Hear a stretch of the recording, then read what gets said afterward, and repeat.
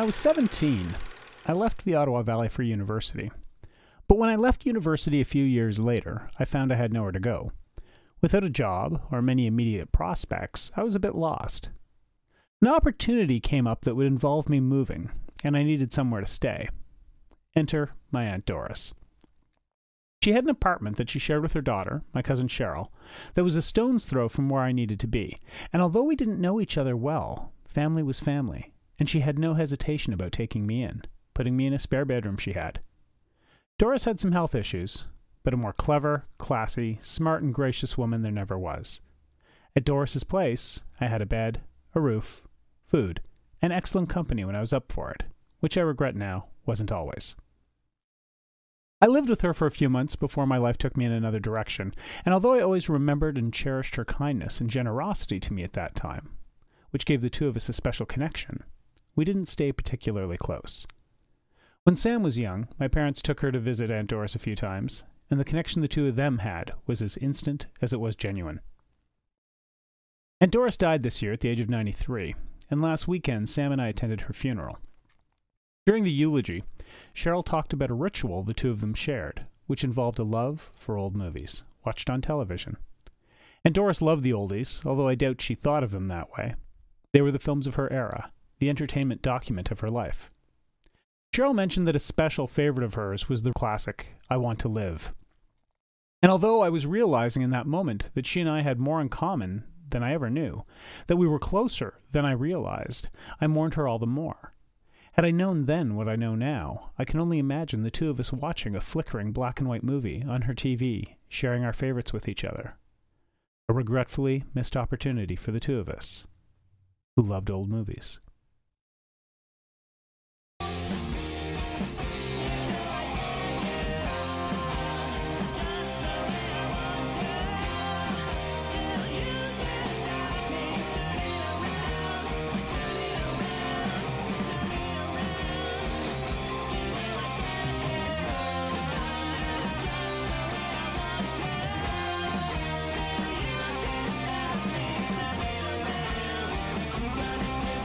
Hello, film historians. I'm Derek, and I love old movies. We've got Sam the sidekick here. Hello, and welcome to episode 8. Episode 8? More like episode great. Don't even start with that stuff. Okay, fine. But you have to admit, the movie we are looking at this week is great. Now, we've looked at some good films, some bad films, some underappreciated films, some overrated films. But today we are looking for the first time at a film that is truly, legitimately, objectively great. No argument. Way back when we were first planning this podcast out, one of our original ideas was to do this film second. Once that didn't happen, it kind of got lost in the shuffle. Which is ridiculous. Totally. And I blame you. Okay, fair. But it's been fun looking at some lesser-known stuff. Mm-hmm. And maybe that has prompted some of our listeners to check out some of the movies we've discussed. I hope so. I mean, I'd like to think that at least someone has watched a film we've talked about, based on hearing us talk about it. But now, this time, we're going big. Like, all-time big. A legitimate classic. They probably know by now, but tell them anyway, Sam. We are looking at the 1950 film Sunset Boulevard, written and directed by Billy Wilder, and starring William Holden and Gloria Swanson. Once we get going with that, we aren't going to be able to stop, so we had better take care of business. I feel like we have a lot of business to go over, actually. More than usual. Well, usually we have basically no business. All that stuff about please click like and subscribe and share? That stuff, yeah. I mean, if you take the time to listen, that is super cool, and we thank you for it. We do. We really do. But when you do that other stuff, it just helps put our podcast out there a bit more, so people can see the link, and then maybe they click on the link, and they listen as well, and then maybe they like it as well. These are all possibly things that could happen.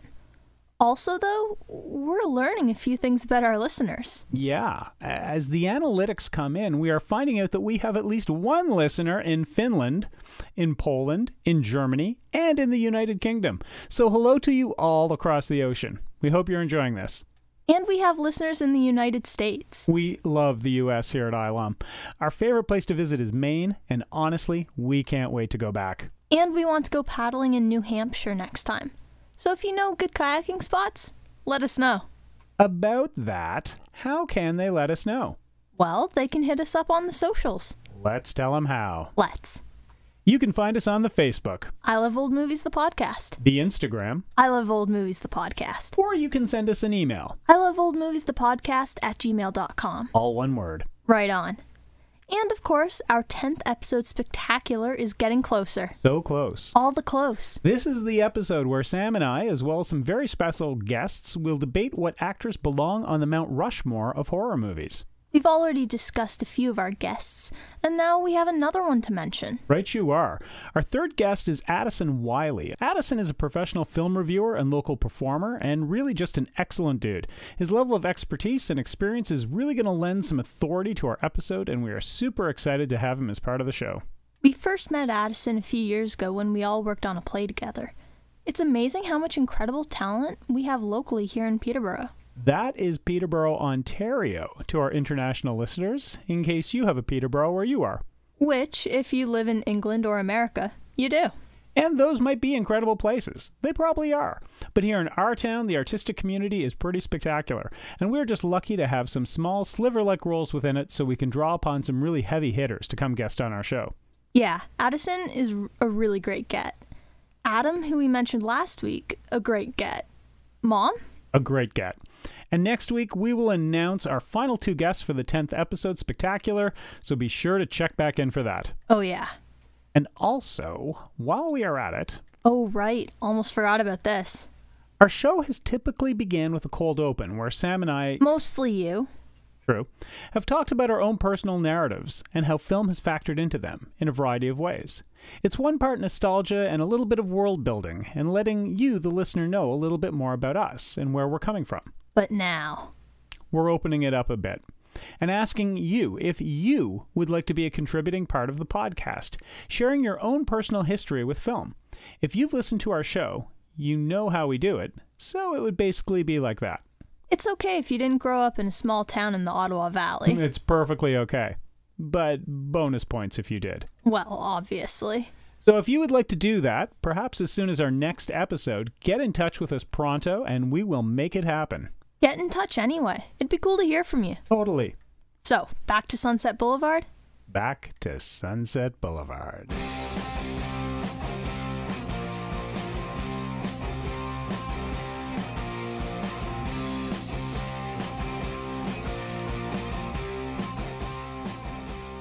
Our director and co-writer is Billy Wilder. He first got into screenwriting in 1929 in Germany. However, once Hitler came into power in 1933, Wilder realized that his Jewish ancestry might lead to some issues, so he left for Paris and then eventually the U.S. After first arriving in Hollywood, Wilder was having some trouble since he didn't know any English, but he was sharing an apartment with Peter Lorre. Yes! Who was able to help him get into the American film scene. Wilder then partnered with Charles Brackett in 1938, and the two of them wrote some classic comedies of Hollywood, such as Ninotchka and Ball of Fire. In 1942, the pair began working as a producer and director with Wilder as the director. They made classics such as Five Graves to Cairo in 1943, The Lost Weekend in 1945, which won Oscars for Best Picture, Director, and Screenplay. They dissolved their partnership after releasing Sunset Boulevard in 1950. Wilder continued making films on his own and produced films such as Ace in the Hole in 1951, Some Like It Hot in 1959, and The Apartment in 1960, which he ended up winning Oscars for Best Picture and Director. After a 52-year-long career, he retired in 1981 and passed away in 2002. So, of course, was Charles Brackett. He first started writing as a drama critic for The New Yorker in 1925, and then headed off to work in Hollywood as a screenwriter in 1932. The strength of his novel Weekend was able to get Brackett signed to Paramount. He worked there until 1950, and had started additional work as a producer there in 1945. During that time period is when Brackett started his partnership with Billy Wilder. Afterwards, Brackett then signed a contract with 20th Century Fox, where he worked for the next 8 years. He then began working with Walter Reich, a screenwriter and director, with whom he co-wrote the screenplays for Niagara in 1953 and Titanic in 1953, for which he won his third Oscar. Brackett then went on to produce Garden of Evil in 1954, The Virgin Queen in 1955, and The King and I in 1956. After a 37-year-long career, Brackett retired after producing State Fair in 1962, and later died in 1969. The star of Sunset Boulevard is a true giant of old Hollywood.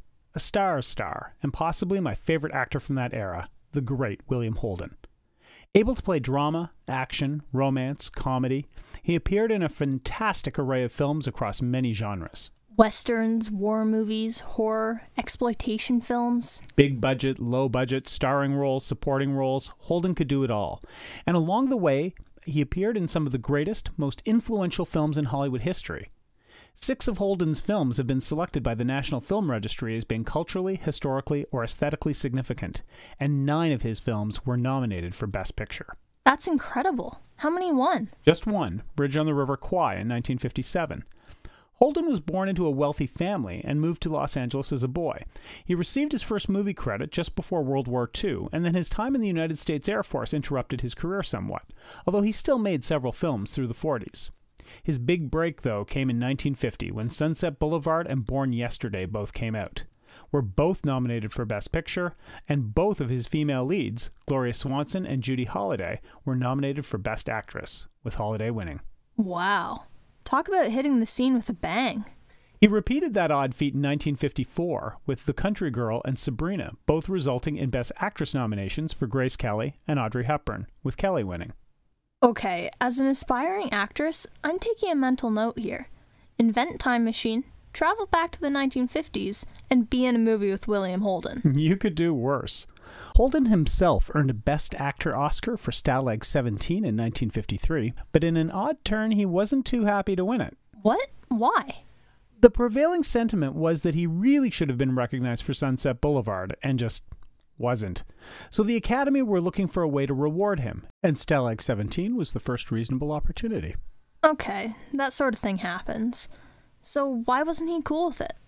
Holden legitimately believed that he was not the best actor that year, but the best performance in a film was actually turned in by... No, not him. Burt Lancaster. No! In From Here to Eternity. No, not him. Great film, and an example of the Burt Lancaster paradox, maybe the best one. But when Holden won the Oscar, he simply walked on stage, grabbed the award, and uttered a 2-word acceptance speech. Thank you. Oof. Fortunately, the hits kept coming for him, though. Oh, I'll say. And when he wasn't being best man at Ronald and Nancy Reagan's wedding, or being co-chair of the Screen Actors Guild, or working against blacklisting in Hollywood despite being a staunch Republican, Holden was assembling a film resume that few in his era could match. The 1950s saw him in The Bridges at Toko Ri, Love is a Many Splendored Thing, Picnic, and The Horse Soldiers. With John Wayne. Yeah, and that film cemented him at the top of the Hollywood pay grid. Now, the 1960s saw him slow down a bit, but the decade is bookended by 2 classics, The World of Susie Wong in 1960, and Sam Peckinpah's deconstructionist western The Wild Bunch in 1969. Can we just talk about The Wild Bunch for a minute? Oh, absolutely. So he's in it, along with some great other actors. Ernest Borgnine, Robert Ryan. But he wasn't the first choice to play Pike Bishop, was he? Not the first. He was barely in the top 10. A literal who's who of Hollywood legends turned down the role before it was offered to him. Like who? I want to hear who else people thought should have played that role. Because legit, Holden seems like he would be perfect in it. Okay, get ready for this list. Holden got the role after it was turned down by Lee Marvin, Burt Lancaster, James Stewart, Charlton Heston, Gregory Peck, Sterling Hayden, Richard Boone, and Robert Mitchum. Okay, so some big names there. Yeah. But no Pike Bishop. Sometimes things just work out. I guess they do. Holden kept working through the 1970s until his last film, S.O.B., in 1981. He died succumbing to injuries incurred during a drunken fall at the age of 63. His memory is immortalized, not only in his incredible body of work, but also in 2 songs, Tom's Diner by Suzanne Vega and Floating by Blue Rodeo. It's going to be hard to top that. You have got the actress to do it. So the female lead of Sunset Boulevard is Gloria Swanson, and her career is the sort of amazing tale that you don't hear much of anymore. Picked out of the crowd due to her beauty, Swanson was spontaneously cast into a few films in Chicago, mostly as an extra or in bit parts, in 1915. She moved to Hollywood based on these early successes, and was quickly cast by Mack Sennett as a comedic actress, which she hated, but then most frequently and successfully by legendary director Cecil B. DeMille. Oh yeah, he was as big as they come. The 1920s belonged to Swanson, as she starred in film after film, hit after hit, and under DeMille's direction, being presented as a seductive, alluring, almost dangerous persona. By the middle of the decade, she was the highest paid actress in Hollywood, and her styles of hair, makeup, and fashion were imitated around the world. She was a true screen idol. When she turned 30, the beginnings of sound and films hit, and it was wondered if Swanson would be able to make the transition to talkies. She responded to this concern by turning in performances in Sadie Thompson and The Trespasser that led to Academy Award nominations for Best Actress. Did she win either of those? She did not, losing to Janet Gaynor and Norma Shearer respectively. Swanson was also nominated for Best Actress for Sunset Boulevard, as you mentioned, but she didn't win that one either. Which is a bit incredible, honestly, especially since she had won the Golden Globe for it. Right? And really, after Sunset Boulevard, Swanson's career was in full decline. She hadn't made many films for years up to that point, and afterwards, she appeared in even less. By the 60s, she was doing guest spots and cameos in some television shows, such as Burke's Law and My Three Sons. Her last role was in Airport in 1975, where she played herself. She passed away in 1983 at the age of 84. Some of the stories about her are amazing. Tell me more about her MGM contract. Okay, so in 1934, she signed a contract with MGM that was to have her making 3 films a year for the studio. One film she really wanted to make was called Dark Victory, but Irving Thalberg refused to make it, saying it was a project no studio would produce. She wound up instead making Music in the Air on loan to 20th Century Fox, and that was it. What do you mean? I mean, for the remainder of the contract, she made 0 films. None. She had previously been at United Artists and had basically been producing her own films since the mid-1920s, so maybe she just didn't like having a boss that could say no anymore? I don't know. She was certainly busy with her many marriages and affairs, including with Joseph Kennedy. Oh. Extensive business interests, such as a fashion line and a patenting firm, and a great deal of stage work that she maintained into the 70s. Wow. The final kicker, though? Dark Victory was made by Warner Brothers in 1939, starring Bette Davis. And you know what? It was a huge hit. Huge hit. She knew. She totally knew. Part satire, part black comedy, part film noir, part romance, Sunset Boulevard is a film that defies an easy description and fits into very few boxes. The script is clever and tragic, dark and magnificent, and director Billy Wilder had a very difficult time casting his leads. Despite assertions that the Norma Desmond character is based on a specific person, she's more an amalgam of quintessential 1920s stars, whose fame was unprecedented, their impact lasting, their personal lives tragic, and their transition into the era of pictures with spoken dialogue difficult, if not outright failed. She was part Clara Bow, part Mary Pickford, part Paula Negri, and part Gloria Swanson herself. It is a heck of a role. Just an amazing character. Oh, and how. And incredibly, Swanson wasn't the first choice. What? Preposterous. Early ideas for the leads included Mae West and Marlon Brando, or Norma Shearer and Fred MacMurray, and even Mary Pickford and Montgomery Clift. But a lack of interest, even personal offense taken by some of the actresses, led them to Swanson, who is in the odd position of not having made a film in almost 10 years, and also having no interest in a comeback. She was basically retired and doing other things. Right.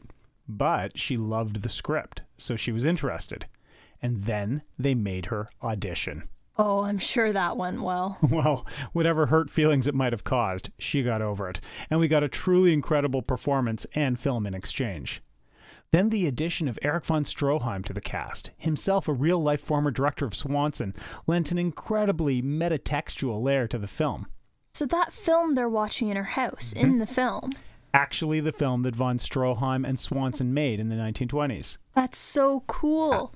So in that scene, they're basically just playing themselves? Forgotten stars of a faded version of Hollywood. Right.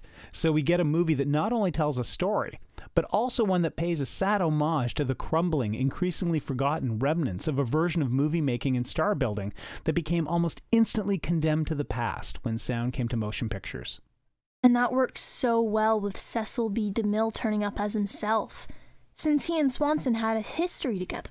Her own life became a really important parallel for the character to draw upon, which is why people for years tended to think that the film was somehow semi-autobiographical, or that her real life was somehow anything like what was portrayed in the film. But it wasn't. It totally wasn't. Now, wasn't there something about Gloria Swanson's appearance that was a bit of a controversy during filming? Well, the thing was that despite being 20 years older than William Holden, Swanson looked great. Like, incredibly great. She led a very healthy lifestyle, filled with good nutrition and exercise, and she did not look 50 years old at all. But the story was based around this age difference, and Norma Desmond needed to seem like more of a relic from another age. So elaborate costuming and makeup had to be used to make her look and seem much older than she did in real life. Which all works. It's just funny thinking of 50 as old. I guess 50 isn't as old as it used to be.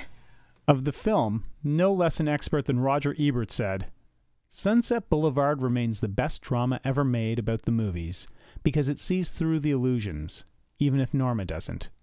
When the silent star first greets the penniless writer inside her mansion, they have a classic exchange.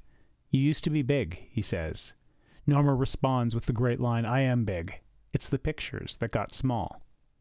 Hardly anyone remembers Joe's next line. I knew there was something wrong with them." It's really hard to say anything about this movie that hasn't already been said. It's a true classic with a fascinating backstory and decades of critical acclaim. Totally.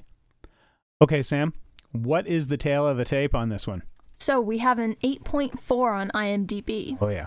The audience score is 95% on Rotten Tomatoes, and the tomato meter is 99%. Wow. It won 3 Oscars for Best Writing, Story, and Screenplay, Best Art Direction, Set Decoration, Black and White, and Best Music Scoring of a Dramatic or Comedy Picture. It also won 3 Golden Globes for Best Motion Picture, Drama, Best Director, and Best Actress, Drama. It also won a Writers Guild of America Award for Best Written American Drama, as well as 15 other awards. Wow. And where can people watch this one? So for this one, you're either going to have to rent it or head on down to your local secondhand movie shop.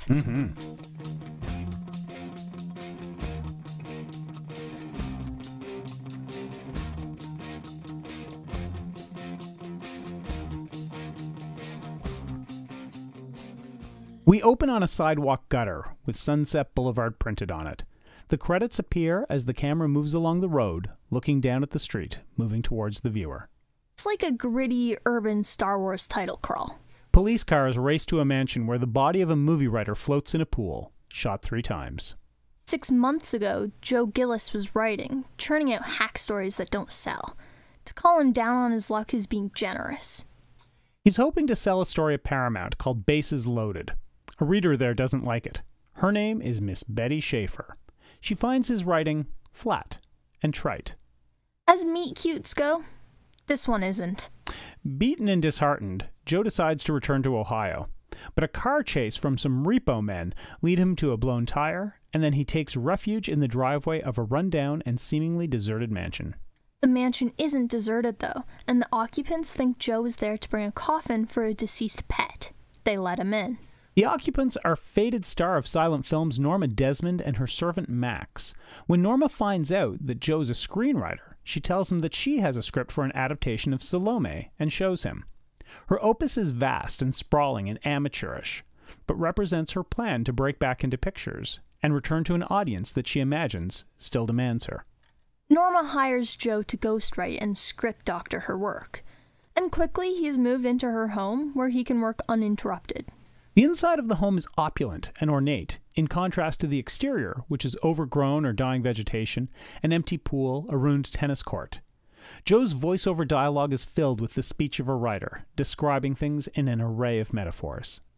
Norma pays off Joe's back rent and offers to pay him well, saying she won't keep books. But soon, Joe's whole life seems to revolve around Norma's whims. Day after day passes with Joe working on the script while she answers an endless amount of fan letters. In the downtime, they watch old movies in her home theater. They are, of course, old Norma Desmond films. It's all they watch. Other times, they play bridge. Her bridge partners include other silent film stars, and there is a funny cameo by Buster Keaton. I had just seen some stuff with him in my film studies class. It was so weird hearing him speak. I bet. It would have been the same for audiences then, who would only have remembered him from the silence. Soon the repo guys catch up with Joe and take his car, essentially stranding him. Max resurrects Norma's old car so they can get around, and soon Norma gets bored of Joe's look and wardrobe, so she takes him to buy new clothes. Now she goes totally overboard, getting him suits and tuxedos and overcoats. An incisive but on-the-nose comment from a sleazy salesman brings Joe to the realization that the audience has already come to. Joe is kept. Soon, Joe is moved into the house from his studio over the garage, into what is called the husband room. It seems Norma had a few husbands in the past. I love that they had their own room, like they were her guests. Or servants. Speaking of, we learned that it is very likely that Max has been the one writing the fan letters, and that occasionally Norma has fits of melancholy and suicidal thoughts. That December, at Norma's New Year's party, she has hired a small dance band and put together a luxurious catered event. It has everything, but no guests. We don't want to share this night with the other people, she tells him, and she gives him a gift. Norma explains that she is super rich, real estate, oil, etc. Joe doesn't want to be taken for granted. It's important for a gigolo to stand up for himself sometimes. Yes, no one likes a spineless gigolo. Well, except Norma, because when Joe tries to claim some life and freedom back, she freaks out on him. And now, all dressed up with nowhere to go, Joe goes to the home of his friend Artie for some New Year's Eve fun. But Artie's girlfriend is Betty Schaefer. Oh, how about that? And Betty has been reading some of Joe's script submissions and has found some good stuff. Oh, and they flirt. Oh, poor Artie. Joe wants to move in with Artie for a while, and Betty would really like to collaborate on a script with him. But when he learns of Norma's suicide attempt, he races back to the mansion. Norma admits that she has fallen in love with Joe, and feels rejected by him. But warning, great stars have great pride. She says she will try to kill herself again, but then they kiss at the stroke of New Year's, Joe fully submitting to Norma. And life is good. They fill the pool, finish the script, and Max keeps shooing Betty away. Norma has never been so happy, endlessly doting on Joe and calling him darling. Joe, for his part, is fully kept. Now, Paramount has started calling the mansion. Norma won't take the calls, but she assumes that this is about her script and her intended reunion with her frequent director, Cecil B. DeMille. DeMille isn't calling personally, so she is offended. But 3 days later, they go to Paramount to see DeMille, unannounced. DeMille thinks her script is crap, but he wants to be kind to her. And worse, the phone calls from Paramount have nothing to do with the script, but instead they want to rent her car to use in a Bing Crosby film. When at the studio, some interesting things happen. Norma is recognized by many crew hands and actors and is swarmed. They all remember and love her and are happy to see her. This is a big moment for her. And Joe bumps into Betty, and she again presses for them to work together on a script. Norma is convinced her film is happening, so she diets, undergoes beauty treatments, and tries everything to look younger and restore her appearance. But Joe has been going out at night, and Norma doesn't like it. She wants him to be patient and kind. No chance of that, because he has been going to work with Betty, and the more they write, the more they flirt, and the more they fall in love. Poor Artie. One night, Max waits up for Joe. He explains that he is the one that discovered Norma when she was 16 and directed her early films. Yeah, and also, he gave up filmmaking after she divorced him. Oof. Suddenly, Max moving Joe into the husband room seems a lot more painful. My heart. That look on his face in that scene. Norma is losing it, trying to figure out how Joe is spending his nights when he sneaks out. She finds a copy of the script he's working on and gets Betty's full name off it. She calls Betty, makes Joe sound like a terrible guy sponging off a vulnerable old lady, and tells Betty to come see. Norma is back to being her old histrionic, manipulative self. She begs Joe to say you don't hate me. Joe doesn't say a thing. Betty shows up and Joe gives her the tour of the mansion, explaining his life of comfort as a kept man. He describes the situation as an older woman who is well-to-do and a younger man who's not doing too well. He lists all his treasures and riches. He's got a good deal there after all. Betty is horrified, and she can't look at him. Well, how about looking for the exit, he tells her. Brutal. What a line. Norma is loving all of this. She thinks Joe has chosen her, but then Joe packs his things. He gives her back everything she gave him. He tells her about DeMille and the car, and when he tells Norma that no one wants her, even Max is defense of her, saying Madam is the greatest star of them all, seems too little, too late. Joe has chosen his words too well, and Norma is completely mad. No one ever leaves a star. That's what makes one a star, she utters, before she shoots Joe 3 times, watching him flop into the pool. And this brings us back to the start. Newsreel crews from Paramount, of course, have shown up. Norma is lost in her own world, not responding to questioning. Max convinces her that the scene with DeMille will be shot downstairs. He commands the newsreel photogs like a film crew, and Norma, lost to delirium and madness, descends the stairs in front of a rapt audience as Max talks her through the scene. Norma speaks to everyone, envisioning them as crew and extras. She talks about how much she missed making movies. And she's ready for her close-up. Oh my God. That ending! Right? Ah! Right? Pros and cons, right away. All right. As frequent listeners know, we don't do star ratings or anything like that at ILOM. We're just going to tell you some things we liked about the film and things we didn't, and then give a recommendation to watch or not watch. Spoiler alert, watch. Okay, my pros. Number 1, the performances. From William Holden asserting himself as a top leading man, to Erich von Stroheim's pained, agonized portrayal of Max, to Gloria Swanson's career-defining tour de force as Norma, the acting in this film really stands out. What's most notable for me is that even with such a dominant, over-the-top performance going on with the Norma character, there is enough room for everyone else to get fantastic moments in, shaping and building the world around her. Every character is conflicted and tormented in some way and has big decisions to make. Can Joe survive as a kept man while maintaining a life and self-esteem? Does Betty love Artie or Joe? How long can Max work off his guilt by continuing to enable Norma? How can DeMille honor Norma's legacy while not indulging her desire to return? So much is going on, and it's all acted so well. 2. The effortless way that the history of the silent age of film is worked into the script. By taking real-life people and integrating them in with the fictional characters, the world of the film drops seamlessly into our real world, removing the layer of artifice usually connected to narrative storytelling and replacing it instead with credibility and authenticity. And 3, Norma's mansion. Simply put, what a set. Or more accurately, a series of sets.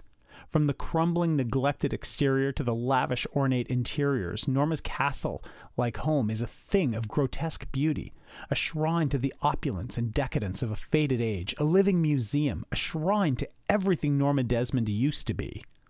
It made a picturesque playground for the actors and a visual treat for the viewer, with so much for the camera to explore. Now my cons. It's too good.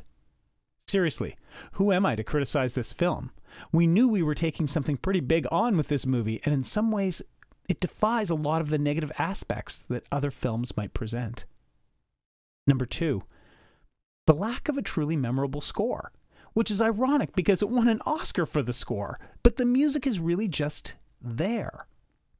With a greater composer at the helm, who knows what we might have had as a result? The film is already magnificent, but if it also had an integrated score like The Third Man, or a memorable song moment like As Time Goes By in Casablanca, this film could have gone to yet another level. And 3, there almost isn't enough of Norma in the last act of the film. Once she's met DeMille and is planning her return and subjecting herself to the beauty treatments, her character is marginalized. I feel like a bit more time spent with her at this point might have given us even more insight into the nuances of her character, struggling with not only her delusions of grandeur, but also her doubt. Norma's moments of self-loathing are grandiose and overblown. I would have liked to have seen some of her private moments, alone and without an audience. This is, of course, a watch. It is a true Hollywood classic and belongs on any list of the greatest films ever. I couldn't recommend it more highly or enthusiastically. All right. You are up. Okay, so my pros. 1. The performances. Oh my goodness. The acting was excellent.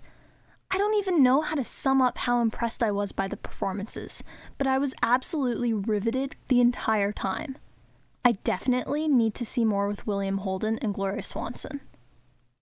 2. The sets. All of the shots in Norma's house specifically were just gorgeous. It was all old-timey and super fancy. Norma's bed made me do a double take. 3. The last scene. This could have easily been all 3 of my pros. That's what you said when we watched it.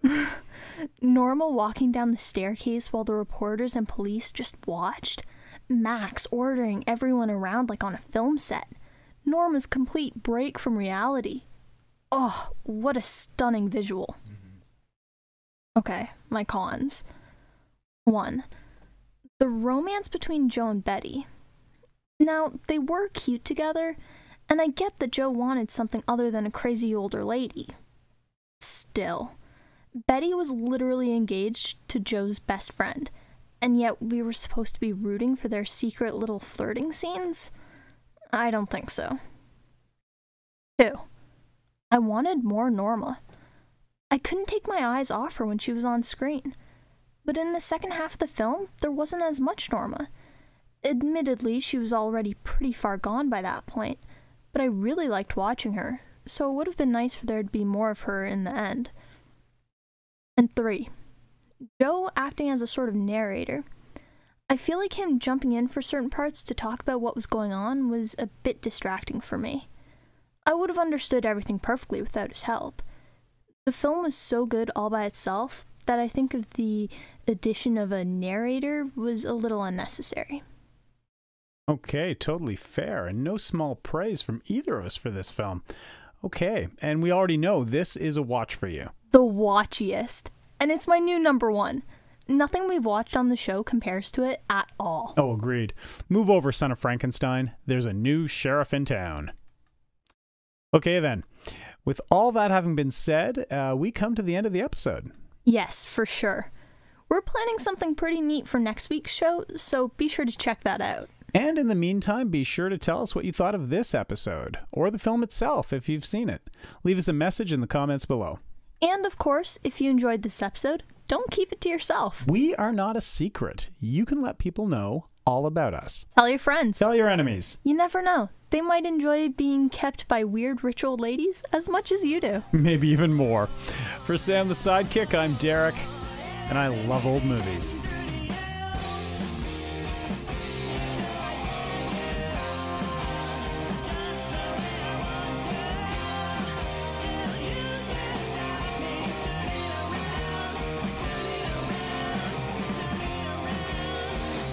Sound effects used for I Love Old Movies, the podcast, come from freefx.co.uk. Images are found through the Creative Commons, and our theme song, Burning Bridges, comes from The Crux.